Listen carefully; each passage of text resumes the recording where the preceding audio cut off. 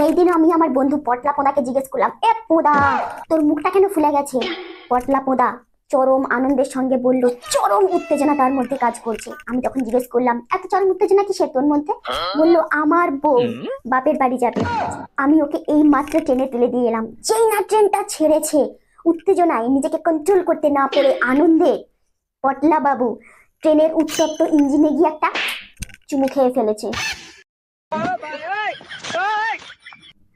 তো সেই দিন স্টেশনের ধারে সকালবেলায় শীতের দিনে আমি জাস্ট পায়খানা করব বলে বসেছি। হঠাৎ দেখলাম একটা ডেফো ফাজিল ছেলে একটা মেয়েকে বেশ ভালো রকমের বিরক্ত করছে। বলছে, ডার্লিং এসো না দুজনে মিলে ঝাঁটাই।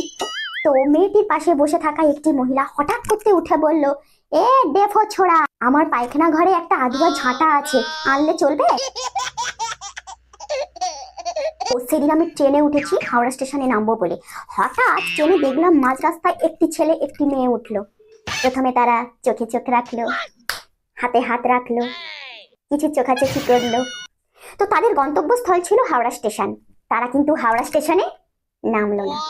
পরের দিন আবার সেই ছেলেটি মেয়েটি ওই ট্রেনে উঠলো, আবার হাতে হাত রাখলো। ছেলেটির ছোট্ট চোখের ওপর মেয়েটি তার আমড়া চোখ রাখলো, কাছাকাছি এলো, পাশাপাশি বসলো। সেদিনও কিন্তু তারা হাওড়া স্টেশনে একদম নামলো না। পরের দিন আবার ছেলেটি মেয়েটি হাওড়া স্টেশনে যাওয়ার নাম করে ওই ট্রেনে উঠলো, কাছাকাছি এলো, পাশাপাশি বসলো। সেদিন কিন্তু তারা হাওড়া স্টেশনে নেমেই ছিল। তারপরে তারা ওই স্টেশন ছেড়ে চলে গেল। তারপর কি হলো আমি জানবো কি করে? আমি কি তাদের পিছনে পিছনে গেছি নাকি?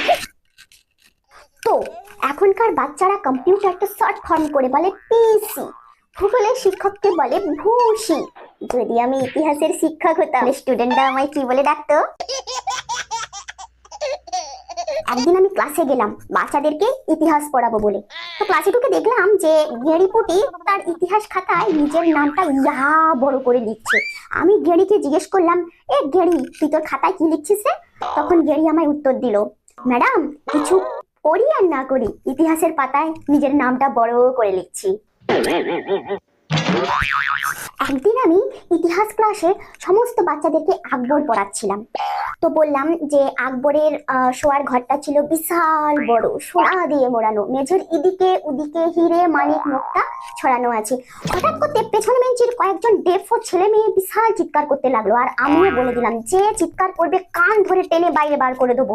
তো ভুলেই গেলাম যে কি পড়াচ্ছিলাম। যখন আমি তো ছাত্রদেরকে জিজ্ঞাসা করলাম, তো আমি যেন কোথায় ছিলাম? ক্লাসের সবাই উত্তর দিল, ম্যাডাম আপনি আকবরের বেডরুমে ছিলেন।